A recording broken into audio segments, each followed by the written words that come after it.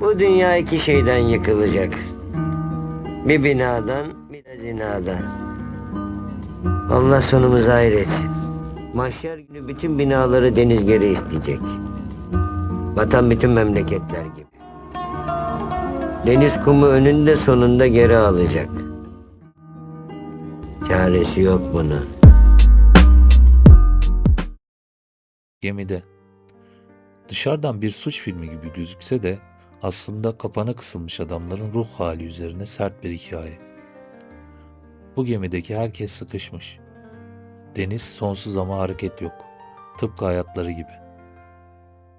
4 farklı ruh hali. Ama aslında hepsi aynı gemide. Aynı batışın içinde.